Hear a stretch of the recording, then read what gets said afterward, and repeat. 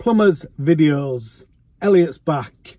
My name's Alan Hart, and in today's video is all the videos today are sent in by Elliott from E-Fry Gas Services.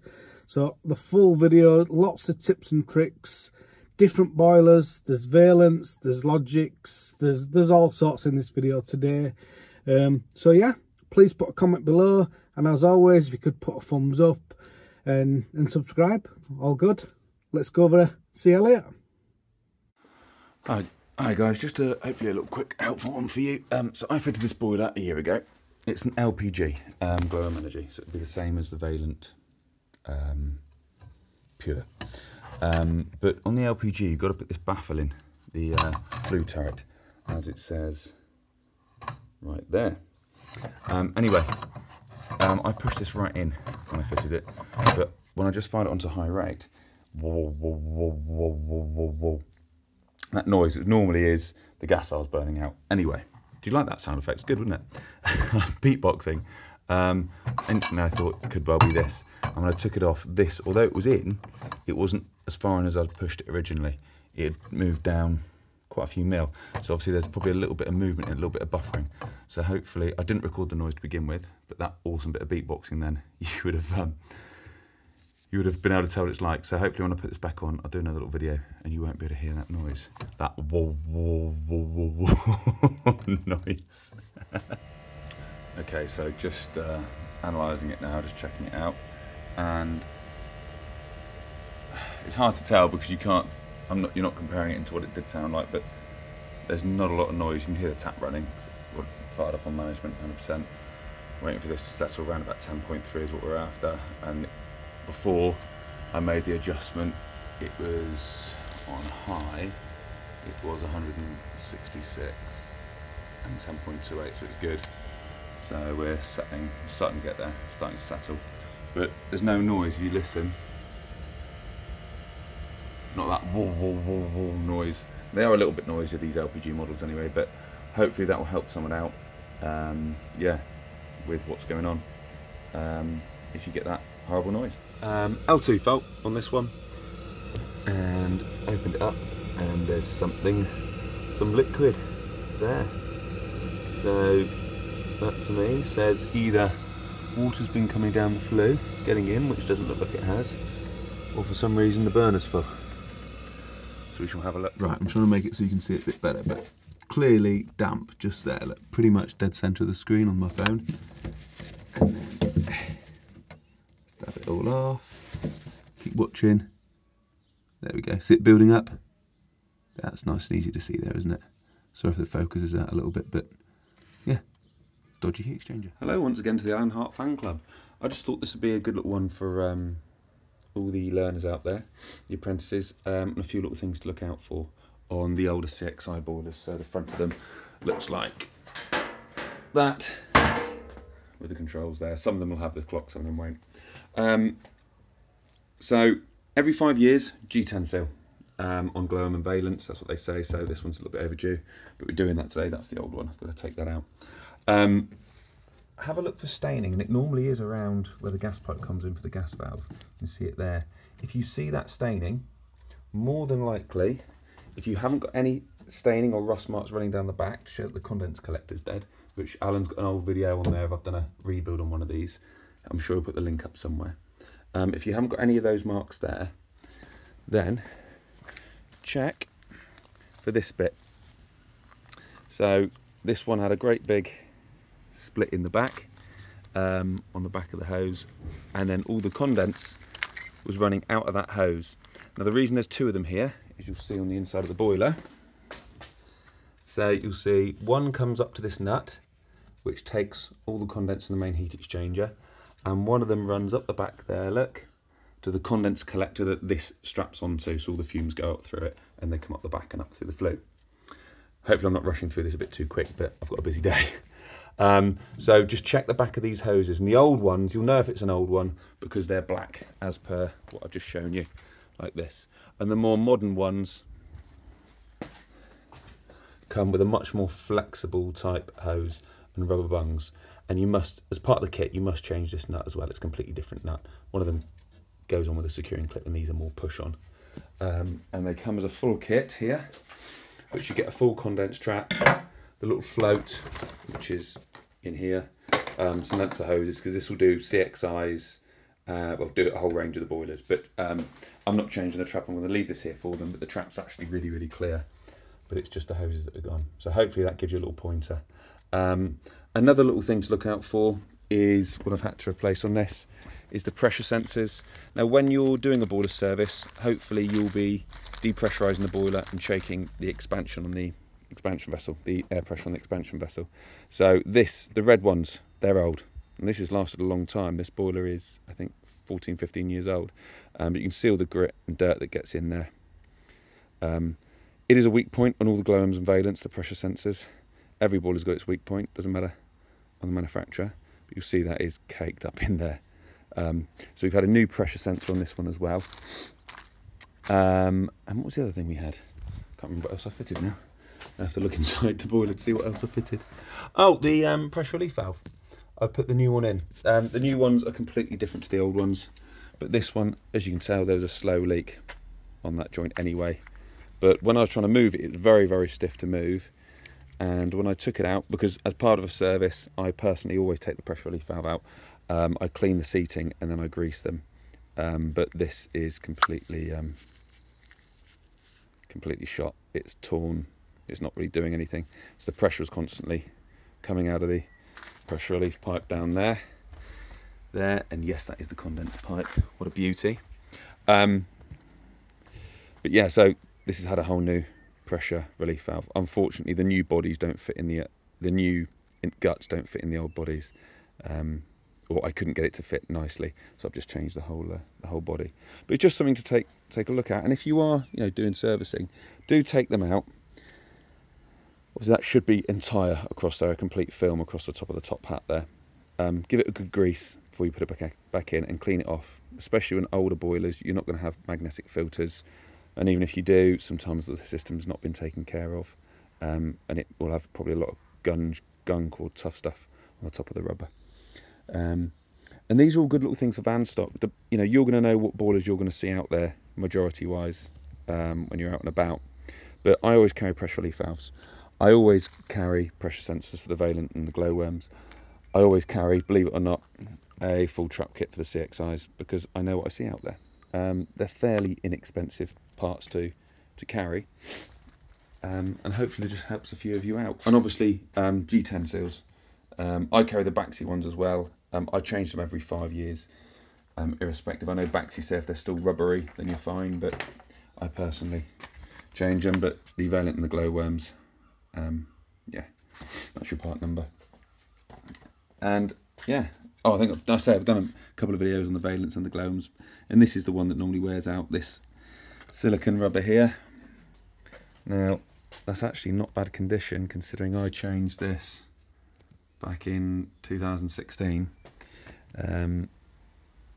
Sorry about the focus. There's a couple of little hairline cracks there, you can see, but not bad. It's not lasted too bad, but that's keeping up with the servicing and making sure it's burning as it should be. But yeah, hopefully that will give you all a little heads up. There's plenty on this boiler that's not right. For instance, the clearances, the flue is allowed like that, but you look at the pitch on it, it's all wrong. But there is no water ingress into the boiler, which is good. So there's lots of things that are not to current standards. Recommendations on this, as always. One last little thing. You'll see loads of guys do it and girls do it. If you've done some work, write when you did it on it. Write that you've checked the pressure vessel and what you set it to.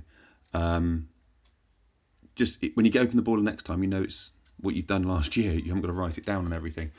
And if you've done a really good job and you priced it fairly, you're going to be returning back to the job. It's going to be a customer for life. So for me, I'll write that on there. I'll write it on the vessel, and then I write a list of everything that I've fitted on the boiler on the date that I've done it. This boiler has had a lot more done to it over the years. I've had new circuit board, Z pipe. I think we've had a new fan and gas valve. It's had a lot of work done on it, but I never used to write it down much. And I started doing this probably in the last couple of 3 years, just because I was fed up with typing it up on my my iPad. And then when I was too fed up with writing on it, I was forgetting what I'd written down. So yeah, it's just a heads up.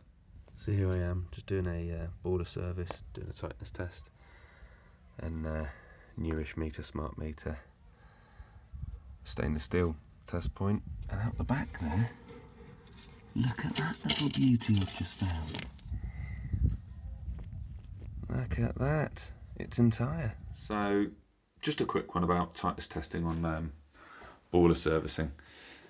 Not a requirement, and there's a bit of a talk on Gas Chat about this. I do, every time. And I know some people say, oh, you don't want to open up that can of worms and this, that and the other. But I do it. It's part and parcel of the service. You'll see on this spot on the let-by test, I had, you can see 0.8 differential pressure there, look, just here. And that was on the let-by. So, sorry, pausing, just reading that. 0.8 on a let-by test. I know you then build it up, but it wasn't right, and there was a leak. Found it on the gas fire here, which I can't go into the lounge and film. But I started the gas fire, and now we're all good there. Look. Stability time 60 seconds, test time 2 minutes. Start 20.6, finish 20.6, 0 differential.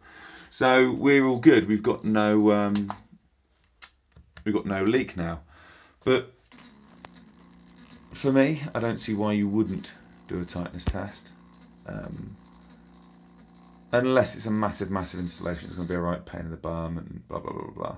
But I always do. At the very least, I do an appliance tightness test. But yeah, just a little discussion, really. And if customers are watching this, would you prefer, if you're having an appliance service, whether it be a fire, boiler, water heater, cooker, would you like to know that the gas has been tested for leaks in the whole house, or would you not like to know it? Would you be willing to pay extra for that to be done?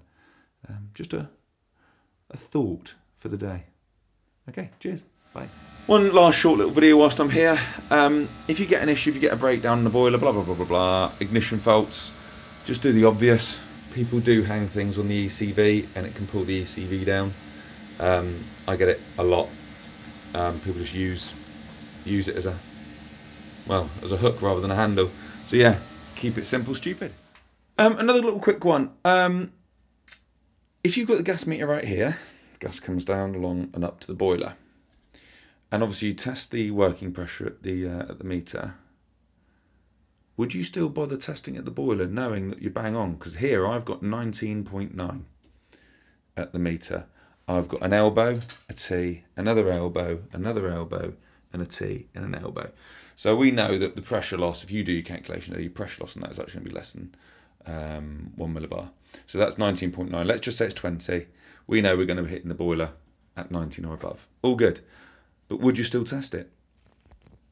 It's pointless, right? Because you got 20, you know you're going to get less than a 1 millibar drop. Yes, do test it. Do always test the appliance, irrespective of how close to the meter you are, and irrespective of the appliance. And the reason for this is, I think Alan might be able to dig up the video. One Plumbing, that wonderful, attractive man, he did a little video ages ago. Can't remember how long ago it was. And he had this issue, and he found it on a hob, I believe, where they'd put loads of monkey spunk, jointing compound, on the valve and half blocked the lever valve, the isolation valve for the hob. And the hob has been starved, massively starved. So yes, it is always worth checking. And then cue that video if Alan can find it. First fix and second fixing this utility room, whole new extension. Put the water and the waste in. Heads up to the kitchen fitters and floor and tileists, but lay the tiles before you fit the kitchen. Because if you fit the kitchen, then put the board down on top of the ply, then put the tiles on, which are 10-12mm thick tiles, plus the bedding, means that,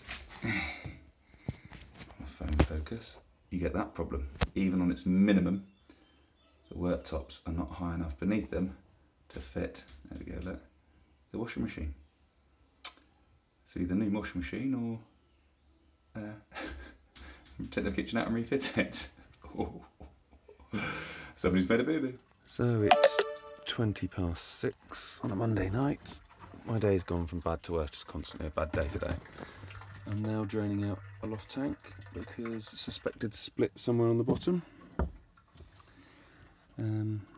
Yeah, so isolating this one, draining it down, and Sorry about the focus, as always.